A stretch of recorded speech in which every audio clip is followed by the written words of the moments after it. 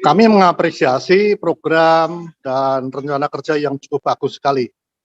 Namun di tengah lapangan saya rasa banyak sekali kendala yang dihadapi oleh teman-teman guru, bahkan terjadi suatu hal yang sangat memprihatinkan.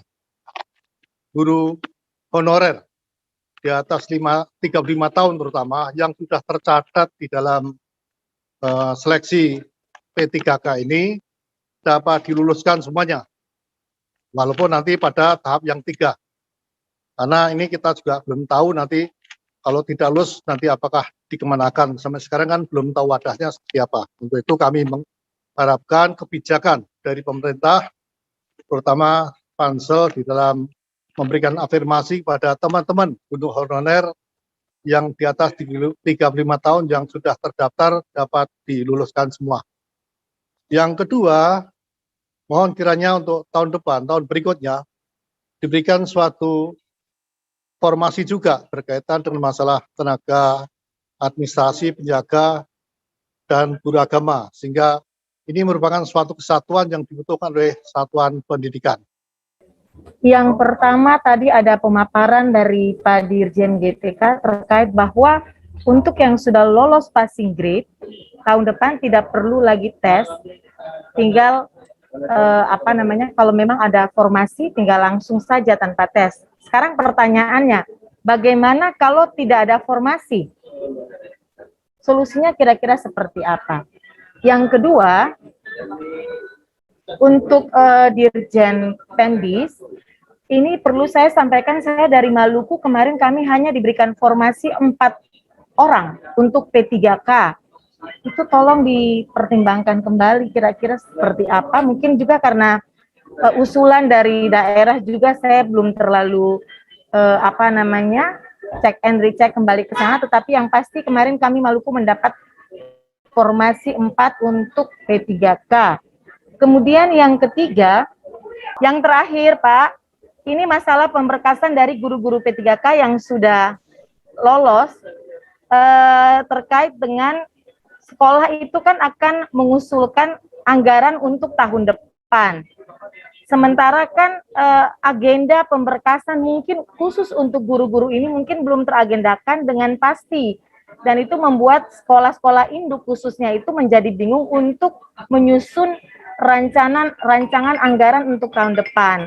Andaikan misalnya kalau dia masih ada di sekolah induk tersebut, itu berarti kan masih ada beban kalau memang SK-nya belum terbit.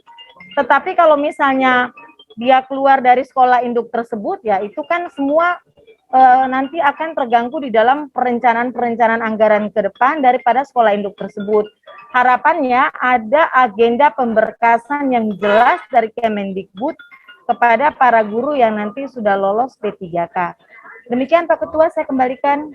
Ini tentunya harus merujuk kepada Undang-Undang ASN Pak. Jadi mau nggak mau kita kan harus adakan seleksi. Tapi cara kita untuk menyiasatinya adalah pertama kita melakukan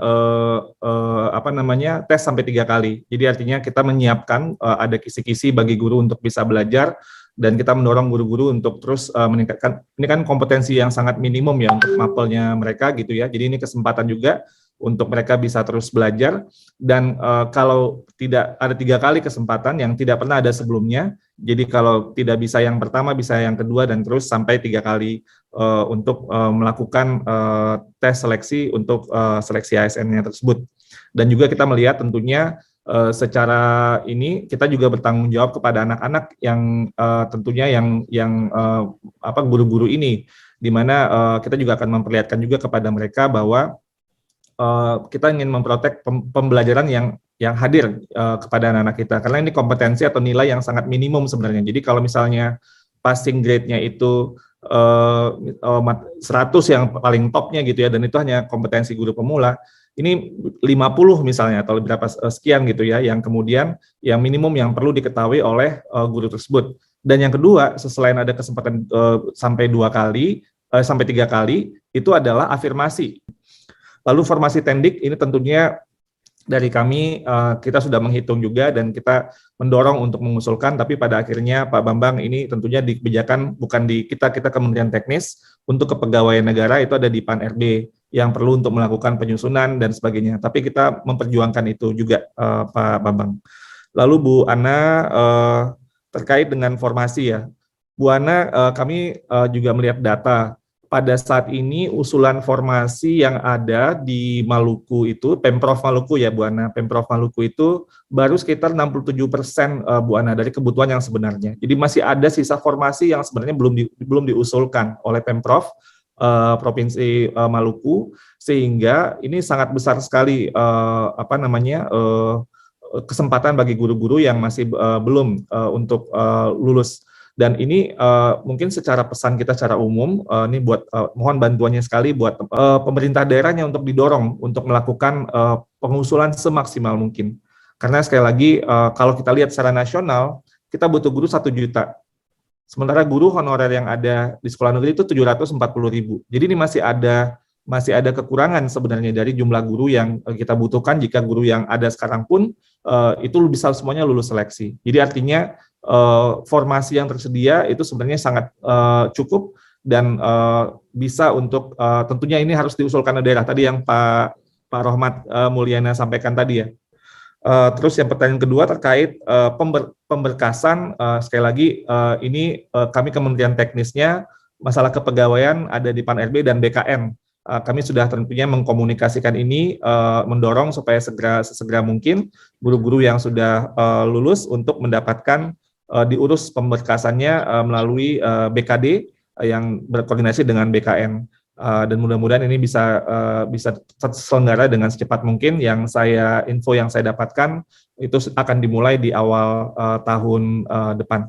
Demikian tanggapan dari saya, Pak Ketua, Pak Tamsil, saya kembalikan ke Bapak. Terima kasih. Benar Pak, kemarin juga ada beberapa pengaduan langsung ke Komisi 10 terkait kebutuhan guru agama, ya baik guru agama Islam, termasuk juga Kristen dan Katolik. Sehingga pada waktu itu kita menindaklanjuti melalui rapat bersama teman-teman dari Kemenak, dan memang kita akan merencanakan seluruh kebutuhan guru agama yang di sekolah-sekolah negeri, Pak Tamsil, karena memang ada penafsiran yang berbeda terkait dengan Permenak tersebut, bahwa sebenarnya itu adalah harus dari usulan pemerintah daerah. Kalau secara norma memang seolah-olah di situ ada peran pemerintah pusat, tetapi ternyata memang harus usulan pemerintah daerah, sehingga pada waktu itu di Kalbar juga ada permasalahan pengusulannya, sehingga mungkin untuk mensinkronkan, mengharmonisasi dan juga untuk melakukan koordinasi yang lebih cepat dalam kebutuhan guru-guru agama yang ada di seluruh sekolah negeri kita. Ini kita akan merencanakan dalam waktu cepat mengeluarkan SKB, dan kami saat ini memang sedang menunggu dari teman-teman Kemenak tentang draft tersebut. Demikian Pak Tamsil, Bapak Ibu sekalian, terima kasih.